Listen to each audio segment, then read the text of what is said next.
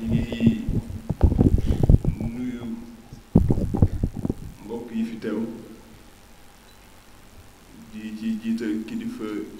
diine yi fi teew rawatina suñu mag suñu xarit Amir Abdallah Dam moom mi nga xamante ni tey moom la yàlla teg ci bopp kuréel bii di Jamaatu Ibaadu Rahmaan di nuyu ñi nga xamante ne ñoom laa bokkal plateau bi wala taabal bi di ci ràññee ay boroomi xam-xam di leen jox seen wàccuwaay di nuyu mbooleem ñu fi fekk di góor di jigéen di leen ziyaara ci weer wu tedd wi di shahru Ramadan di ñaan yàlla nangul ñu suñu jaamu yàlla te barkeelal ñu ko te dolli xéewal ci réew mi dolli ko ci njaboot ji di wax sama kontante bi ma am ngir teew fii tey ci guddi yi nga xamante ni ràññee nañ ko ci guddi yi gën a tedd ci at mi muy guddi Laylatul Qadr di ñaan yàlla lu ñu ci ñaan yàlla na ko yàlla nangu def ko yiw ci réew mi yépp def ko yiw ci njaboot bi may wax ni tey sama kontante ci teew fii ci ñaari fànn laa koy teg bi ci njëkk mooy sama teewaay day wan ni tey mbooleem jullit yi ci Sénégal bu njëkk donte daan nañu dajaloo mooy unité d'être waaye léegi dafa am unité d'action maanaam dañuy dajaloo di yëkkateendoo di tegandoo te loolu moom la ñu suñu diine sant moom la ñu suñu réew sant yàlla wax ci alquran ne wa taawuni ala birri wa taqwa wala taawuni ala ismi wal udwan ñuy yëkkateendoo ci lu ànd loo xamante ni jëf ju baax lay doon waaye ñu bañ koo def ci loo xamante ni day safaanoo wa tabarakallah kon sama teewaay fii dama ciy kontaan baax di ci gërëm Jamaatu Ibaadu Rahmaan ak mboolem ñi nga xamante ni ñoo ko ŋànk ci invitation bi ñaareel bi mooy initiative bi ngeen am ci thème actualité boo xamante ni réew mi daf ko laaj ndax suñu nee synergie pour la consolidation de la paix de la sécurité et le développement dafa ëmb lépp loo xamante ni moom la nit ki soxla ngir mën a jaamu yàlla muy jàmm sécurité ak koom wa tabarakallah kon suñ ñu ci woowee dañu ciy kontaan bu baax leen ci remercier waaye bi ma fiy ñëw damaa xaw a gëlëm ndax comme awuma woon intérêt te waxtaan la ñu waxtaan mooy waxtaan donc dangay waxtaan loola ca neex ci biir wax ci nga indi ko ci kon damay emprunter rek universitaires yi ni ñuy doxale maanaam balaa ñuy dem définir terme yi nga xamante ni moom moo nekk ci thème bi ñu ne jàmm bu ñu nee jàmm boo ko xoolee ci ni koy définir mooy bu ñàkk ay mu am benn philosophe bu ñuy wax Spinoza moom mu ne la paix n'est pas l'absence de guerre kon dàq na boobu kon waaye mu indi ci yeneen ñi tegtal ma cité ko mu ne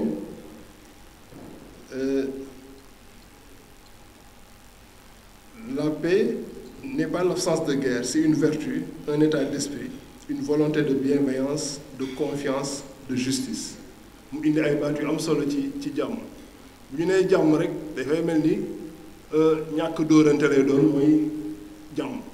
waaye moom mu xool ne que jàmm état d'esprit la maanaam nit ki ci boppam moo koy am yëg-yëg ci moom mu ne vertu la maanaam day nekk loo xamante ni day am ay valeur ci moom mu ne volonté de bienveillance boobu mi ngi dem ci ki nga xamante ne mooy vis-à-vis am mooy ki ci des dafay am jàmm ak ki nga xamante ni mooy vis-à-vis am mu ne confiance mutualité bi toujours day ñëw ak justice maanaam environnement bi mu nekk ndax am na lu war tax ñu ne jàmm mën naa am ci réew moom ñu ne sécurité ñu ne mooy situation boo xamante ni noonu la ko tubaab bi di définir situation dans laquelle une personne un groupe un état ne sont pas exposés à aucun danger waaye alquran am beneen définition bu mu ci indi allazina amanu walam yalbisu imaanahum bi zulmi ulaika lahumul amn hum muhtadun ceux qui ont cru et dont la foi n'est altérée par aucune injustice ceux-là sont en sécurité maanaam dafay boole foofu jàmm ak iman ak ngëm-ngëm boo amul ngëm-ngëm mënoo am jàmm muy indi rek interdépendance bi am diggante jàmm sécurité ak ngëm-ngëm boo xoolee ci arab sax ñaari baat yi ñoo xaw a niroo tuuti racine boo nee am na muy sécurité ak iman muy foi day mel ni ñaar yooyu yàlla lëkkal na ko ba pare bi ci des ñu ne bu fekkee dañuy dugg ci biir thème bi balaa may ñëw ci développement mas ñaar yooyu moo ci ëpp solo d'abord lan mooy mettre en péril suñu jàmm lan mooy faagaagal jàmm ci suñu réew ndax modérateur bi wax na ko léegi dafa mel ni réew mi xel yi dañoo commencé di wëlbatiku ñuy gis ay ñaawteef yoo xamante ni amu fi woon wala boog bu fi amoon it daanuñu ko yëg ndax léegi communication gaaw na gaawaay boo xamante ne lu xew fongoli bi ci minute yi ci topp ñu xam ko ma ne anam li nga xamante ne moo gën a mën a mettre en péril jàmm wax naa ko sànq mooy ngëm-ngëm yóbbu foi gëm-gëm ci benn weer waaye aussi connaissance xam-xam ci ñaar gëm-gëm xam-xam ñaari cëslaay yoo xamante ni ci la jullit bi war a taxaw ngir mën a tabax àdduna gëm-gëm nan la ko mënee faagaagal may wax ni toujours extrême yi ñooy indi ay jafe-jafe excès de foi est souvent source de conflit absence de foi est aussi source de conflit ñu jël tamit ci wàllu xam-xam ñu ne xam-xam naka la mën a faagaagal jàmm ñu ne xam-xam boo xamante ne àndul ak vertu mooy connaissance abusive laa ko mën a tuddee am na ñu naan lu ko tubaab bi di waxee science sans conscience n'est que ruine de l'âme waaye aussi mu am sama turandoo benn wax bu mu wax ci pour firndeel ko mu ne être trop chrétien benn citation bu mu wax trop chrétien trop juif trop musulman cela nous fait basculer dans le vide du sectarisme soyons des partisans de Dieu là aussi indiwaat na li nga xamante ne moo ñu mën a teg suñu tànk ci jàmm muy ngëm-ngëm boobu waaye ngëm-ngëm boo xam ne du ànd ak excès ngëm-ngëm boobu xam ne du wàññeeku ba nit ki mel ni bàyyi ma fa tabarakallah ñu jëlee exemple rek ci nga xamante ni mooy fii ci wàllu boobu mooy indi ay ñagas-ñagas suñu dëkk yi li may wooyee mooy la concurrence intercommunautaire surtout soo ko jëlee ci suñu wàllu tarixa yi bu nekk di jël sa sëriñ di ko dóor ci sëriñu jàmbur kii moo gën a xam sama sëriñ wala sama sëriñ moo ko gën a xam nangam boo dee ci suñu wàllu waaso yi mu am ay jafe-jafe yu am bon séeréer bi bu njëkk société bi indil nañu ay taxawaay yoo xamante ni ci wàllu waaso mënoon nañu épargner ci problème yooyu waaye dafa mel ni dafa am benn déperdition valeur bu commencé ñëw maa ngi dinaa ci ñëw ci kanam tuuti ci beneen taxawaay boo xamante ni mën na faagaagal suñu jàmm ak suñu gëm-gëm muy loo xamante ni société bi mayoon nañu ko waaye société yu bees yi wala système de valeur yu bees yi daf ko commencé di fàtte muy affaire li ñuy wooye cousinage mooy kàllante cousinage à plaisanterie fa tabarakallah ma ñëw ci wàllu xam-xam ñu ne ma wax sànq ni connaissance boo xamante ni dafa matul wala connaissance bu ëpp ba wër nit ki ba nga xamante ni daf koy utiliser ci anam ba mu ko gën a neexe wala di justifier lu mënul justifier gis nañ léegi ay borom xam-xam yoo xamante ni même ci wàllu diine dañuy jéem a jël loo xamante ni diine nanguwu ko wala ngor nanguwu ko ñi bëgg koo daganal bëgg koo teg jox cëslaay boo xamante ni day indi après ay jafe-jafe ci biir société bi ndax ku nekk mën nga yaakaar ni man loolu mooy dëgg wala mooy justice ndekete yaa ngi nekk à côté de la plaque boo xoolee ci àdduna bi li gën a indi jafe-jafe ci àdduna bi wàllu jàmm wax nañ ko ak foi ci la bokk même bu fekkee ni terrorisme musulman bi nga xam ne moom lay nit ñi njëkk xalaat boo waxee jàmm ci àdduna bi man pour man li ko njëkk indi du affaire foi wala boog bu dee su ma nee du affaire foi du affaire ngëm-ngëmu diine islam moo bu tar moo indi jafe-jafe ci àdduna bi waaye li ko indi sama waajur yàlla na ko yàlla yërëm te yéex ko dafa lay wax dafa ñu daan wax naan li indi problème ci àdduna bi yëpp mooy conflit israélo-palestinien moom gëmoon na ni que terrorisme cause originale bu terrorisme ci seen àdduna bi yëpp conflit israélo-palestinien la waaye loolu taxul tey ñu indi waxtaan boobu mais pour dire rek que gëm-gëm bu metti pour résumer dina indi problème ci àdduna rawatina suñu réew yi boo xoolee tey ci suñu réew yi ñu wër yëpp loolu mooy seen principal problème mais aussi li ma wax sax mooy borom xam-xam bu saay-saay wala koo xamante ni amul xam-xam ba obscurantisme dugg ci boppam mën na indi ay jafe-jafe ci xam-xam ma ñëw léegi ci wàllu développement dafa nekk loo xamante ni ba léegi man neexul a définir peut-être sama papa Dame Ndiaye moom nga xamante ni ci wàllu iqtisadi yooyu ci wàllu économie la donc mën nañ ci gindi bu baax mais économie si bopp mënuñoo fexe ba d'accord ci développement mooy lan moo tax sànq dama ni daa am jafe-jafe trop pour traiter thème bi ndax su fekkee ni développement day nekk terme boo xamante ni au fil des ans wala boog bu ñu nee temps révolution industrielle ñu ne industrie mooy développement wala réew bu am industrie mooy développement ñu dem ba si ñu ne déet boo amee industrialisation bu bari environnement bi day yàqu kon loolu daklu développement ñu dugg ci développement durable ñu dem ba si yàgg ñu ne léegi révolution verte il faut ñu orienter lépp ci mbay mi loolu mooy développement ñu dem ba si yàgg ñu ne déet boo defee mbay mu bari day bari ay pesticides environnement bi di yàqu kon loolu dootul développement finalement day jaxase sax bopp yi ndax lan mooy développement véritablement waaye ñu xam ne rek day indi toujours li ma wax sax mooy difficulté bi nga xam moom laa am pour waxtaan ci thème bi waaye ni ma koy aborder rek mooy pour dem rapidement ñun li terme yooyu yan jeexital la am tey ci suñu réew Sénégal dañ ko mës a xam ci réewu jàmm réew boo xamante ni même bu amee ay contradiction loo xam ne dañ koy mën a gérer toujours ci suñu biir ci waxtaan ci dialogue ci concertation te loolu moo yàgg dox ci réew mi c'est vrai amoon na dina léeg-léeg moom ay jafe-jafe waaye nit ci dinañ fexe toujours ba jafe-jafe yooyu dinañ koy transcender ba du indi ay en tout cas ay problèmes yu bari ci réew mi tradition boobu dem li ko indi mooy métissage yi nga xamante ne am na ci diggante kër waaso yi métissage yi am ci wàllu këru même këru diine yi ndax da ngay gis koo xamante ni da ngay am mbokk catholique yi am mbokk jullit et cetera wala nga nekk murit am jabaru tijaan et cetera donc yooyu ay métissage la yoo xamante ni moo fexe ba réew mi loolu sax fi waaye ñu gis ne depuis quelques années dafa am ay jafe-jafe yu commencé di judd loo xam ne suñu fi woon gis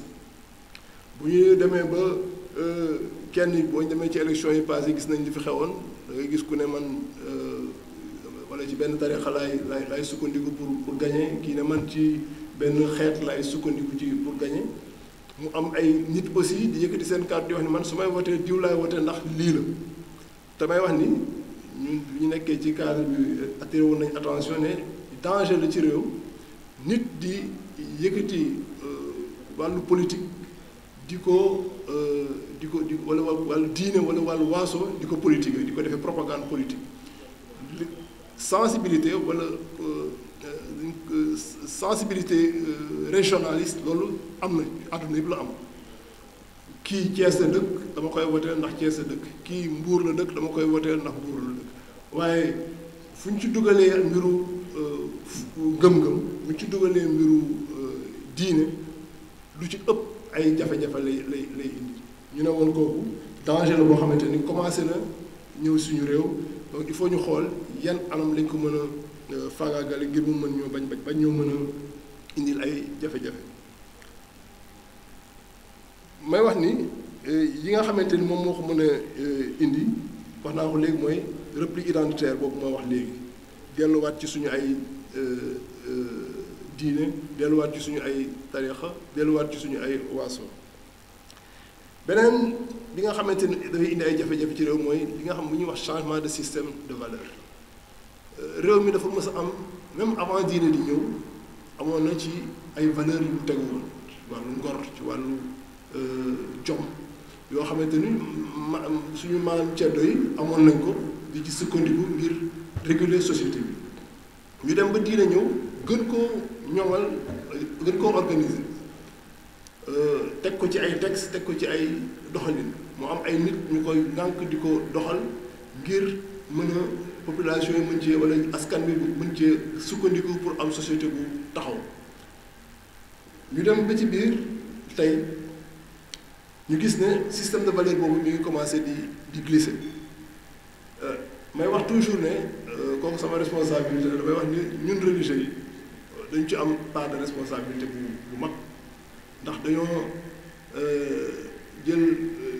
responsabilité bi nga xamante ni peut-être moom la yàlla jox ñenn ñi ñu transformer ko en pouvoir di ko utiliser à parfois même des fins personnelles loolu mu dem ba décrédibiliser leen nit ñi askan bi mu am yeeni xeetu xam-xam yu ñëw ci seen biir ay communication bu gaaw yu mel ni ci ay réseaux sociaux ak yeneen di ko véhiculer ci façon bu mucc ay bu gaaw muy dugg ci askan wi religieux yi nga xamante ni ñoo nak diine yi tëdd ci seen laurier yaakaar ni ñoom ñoo téye réew mi toujours ñoom ñoo yore askan bi toujours ndekete boobu système éducatif bi leen di échappé ndax système éducatif bi ñu am ci suñu réew kenn xamul lan la système éducatif bu kenn xamul lan la sax du loo xamante ni ñoo ko tabaxal suñu bopp ay dañ ko hérité ba pare au lieu ñu tëggaat ko adapté ko ak suñu ay réalisé wax ko ak suñu ay aspiration profonde religieuse ñu bàyyi ko noonu muy law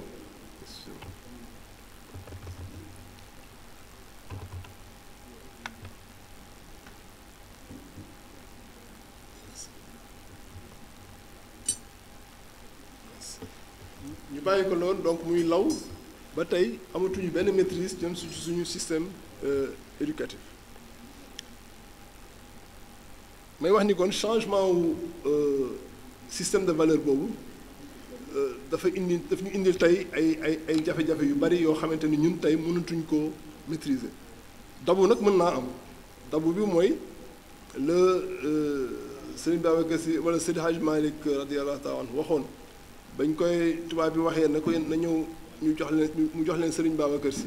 ñu yóbbu ko ci poste pour mu liggéey fa mun leen Babacar de sama xel dal na ci moom ndax jiitu naa leen ci ñoom ñun suñu ay doom suñu ay rakk léeg-léeg du ñu leen jiitu ci ñoom dañuy xëy rek nekk jardin d'enfants rek ñu sànni leen ci tubaab bi ñu am ay valeurs yoo xamante yu bees la ñu yaakaar ni ñun valeurs ya ñu amoon ba léegi ñoo nekk ci ñoom ndekete boobu am na lu ñu rëcc ci ñoom te tey heureusement am na prise de conscience bu commencé di ñëw ba ñu ngi dellu siwaat ci anam boo xamante ni dañu mën a indiwaat ay système de valeurs yu bees di ko dugal ci nit ñi ngir mën a bañ a am jafe-jafe yu suñu maam yi amoon yu suñu doom yi am actuellement ni am donc il faut mu am restauration des valeurs pour parer à ces difficultés là ma wax léegi ne kon pour tënk ñetti point laa ko mën a tënkee benn bi mooy wax naa ko léegi mooy implication de l'enseignement religieux kooku c'est pour man ci refonte du système éducatif bi il faut que ñu xool naka la ñuy def ba enseignement religieux mën a dellu si waat su ma nee enseignement religieux nag du enseignement islamique rek de enseignement religieux ndax mënuñu dindi li nga xamante ne mooy statut laïque bi nga xam ne moo am suñu réew mi bien que laïcité sax am na jafe-jafe mais comme ci loolu la ñu toll te contexte la ñu wax dañuy xool li nga xamante ne moo dëppoo ak jamono bi ñu def ko bi ci des mooy impliquer l'éthique. Je pense que am ngeen thème bi ngeen fi traité woon ci àllu année yi passé mooy éthique bonne gouvernance donc ci bu fekkee dañu bëgg a delloowaat valeurs yi fa ñu nekkoon éthique boobu place bu am solo lay am ci suñu taxawaay boobu bi ci des mooy kooku nag ci état moo ko ŋànk muy justice jàmm moom ak sécurité mënul am fenn te justice amu fa bu fekkee dañu bëgg indiwaat justice indiwaat jàmm ci réew mi wala boog saxal jàmm ci réew mi il faut que li nga xamante ne mooy justice bi mu bañ a nekk loo xamante ni nit ñi duñu subir injustice wala aussi nit ki du subirloo keneen injustice donc loolu tamit anam bu am solo la. deuxième point bi nga xamante ni mooy rempart yi nga xam ne moom laa xalaat ni war nañ koo mën a teg pour mën a faagaagal wala boog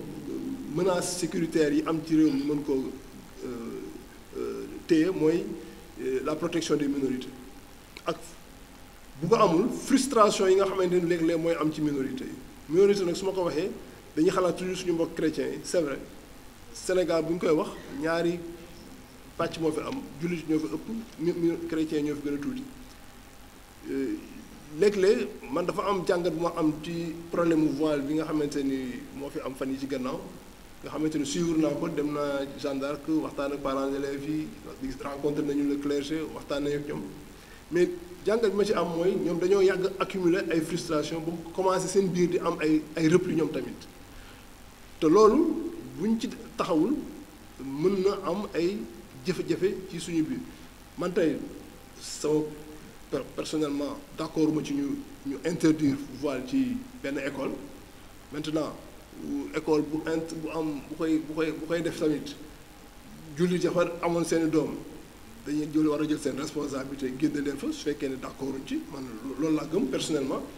mais loolu du fond problème bi pour man mooy lan moo tax Sénégal ñun ñi nga xamante ni jàng nañ ci ay école catholique man personnellement jàng naa ci école catholique mais aw ma woon benn problème fa période ba ma fay jàng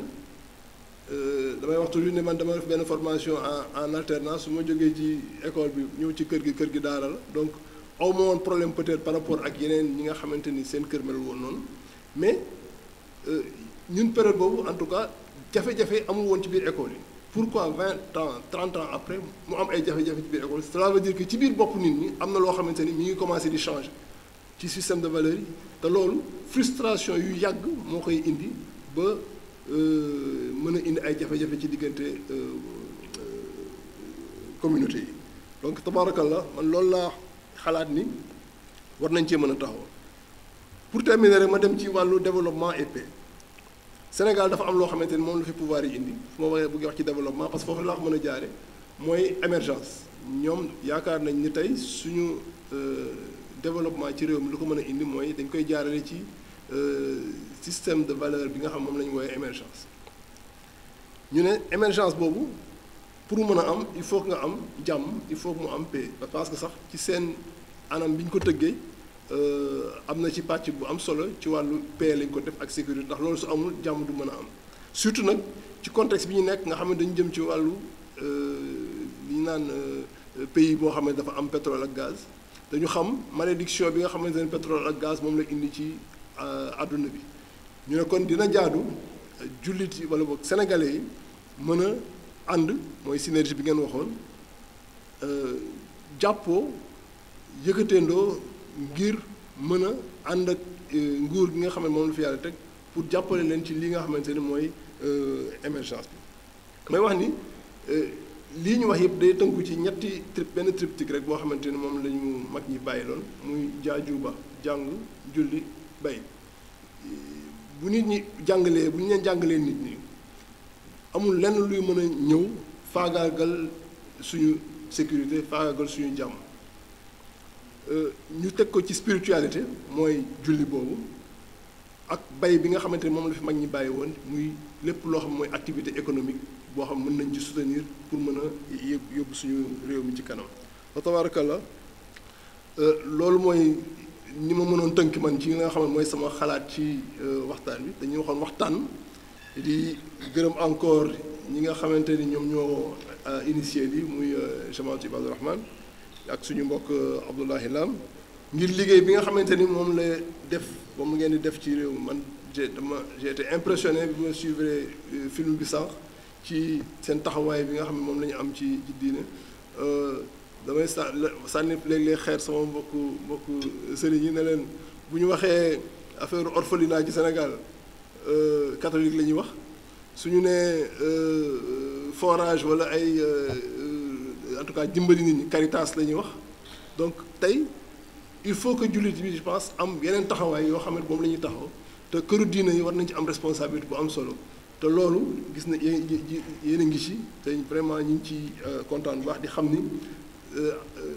l'avenir en tout cas nous réserve encore des choses meilleures di gërëm ñëpp ndax ñun li ñu tax a jóg mooy vivre ensemble cadre unitaire de l'islam loolu moo ko tax a jóg sama ay naataangoo doon nga xamante ni